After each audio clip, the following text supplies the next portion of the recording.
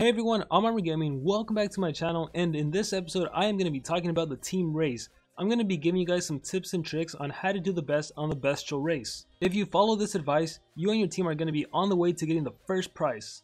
And honestly, even if you don't manage to get first place, you still want to make sure you finish your 4 laps and you get at least 10th place, because you're going to get a Krampus. It's quite amazing they're giving out Krampus as a 10th place prize. So 10th and up, you get a Krampus. If you're 4th to 10th place, you get 10 Elementium and a million food. If you're 2nd and 3rd place, you get 40 Elementium, which is super nice, and 3 million food. That's enough to get Krampus all the way to level 100. And then there's first place, which I really don't need to say what it is because you guys all know it. It's the team race monster, and if you manage to complete 14 laps, he's going to come rank 3. You also get Krampus and 60 Elementium. And so the most important thing about these team races is that you need to be able to communicate with your team. That is the most crucial step. You need communication. So if possible, make sure everyone on your team is on Facebook, online, on Kick, whatever messaging app you use, and they can communicate with one another. That way you guys can talk with each other. Whenever there's a new join effort or do your part node, you guys will be able to tell each other, hey, hurry up and get in the game and do your part, or do the join effort, help us out. And more importantly, having communication helps with one for all node, because there's some nodes, for example, that say collect X amount of gold or breed X amount of epic monsters. And if 2 people are working at it on the same time, you're wasting your resources. Let's just say, for example, that one of the quests was collect 20 million gold. So you start collecting all of your gold, your friends also start collecting all of their gold, and then what happens? You guys finish the node, you move on to the next node, and that node also says collect 20 million gold. Wow, all of you guys already cleared your gold because you guys were all doing the same one for all quest. If you guys would have communicated, you guys could have prevented that from happening. So communication is key in the team race. And honestly, you just need to be a part of an active team. If you have a player on your team that isn't helping out, you might be better off looking for someone else. I know it kind of sucks getting off teammates, but if they're not willing to help, that's not fair to the other 29 players. So please do take that into consideration.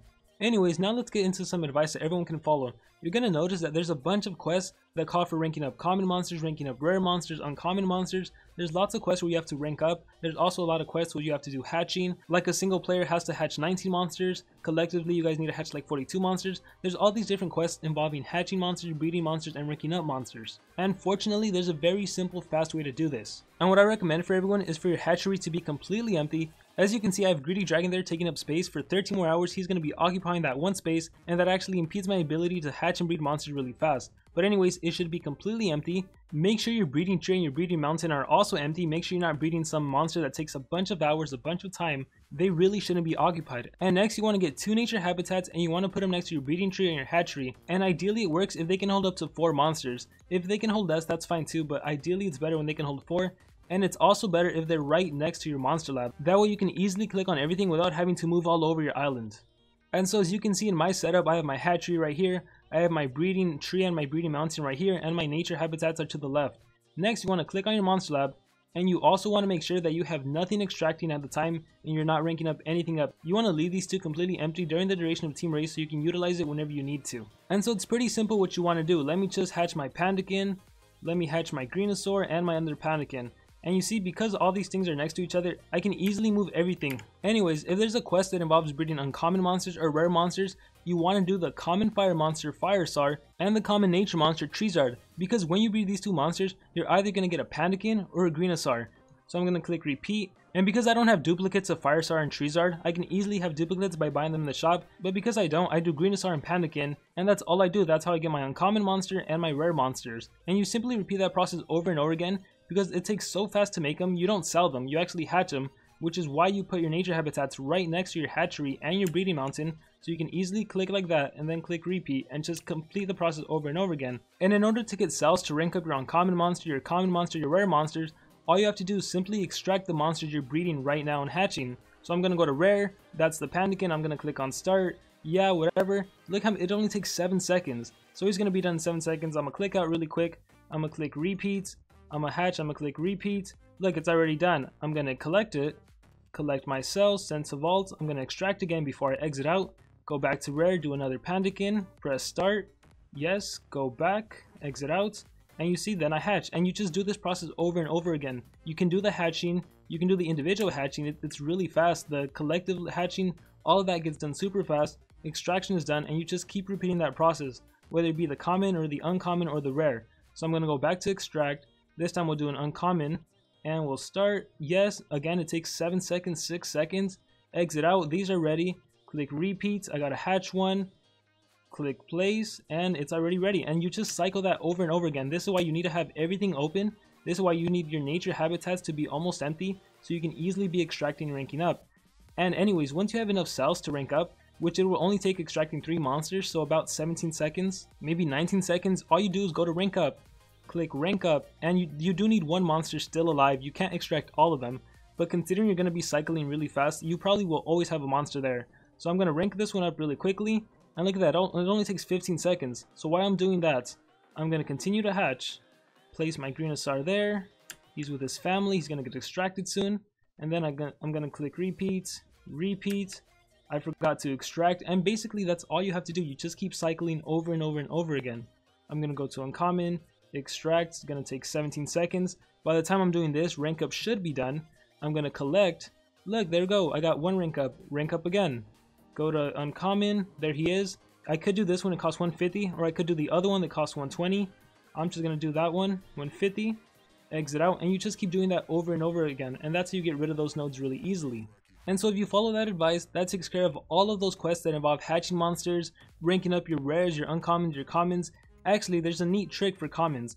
If you want to rank up commons, and let's say you're breeding during your breeding mountain, let's say they're full, well, you can actually also just buy them from the shop. So assuming you have at least 1 space open in your hatchery, you can click on buy an egg, and then you can sort it by whatever element you need.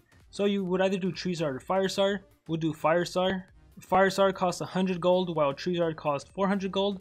Let's get Firesar in there. And if you are going to do Firesar, it would be really useful if you had a fire habitat somewhere here. Hopefully I have enough space. Let's see if I can place them. I do. So I'm going to place them. And you see how it takes me all the way to this island?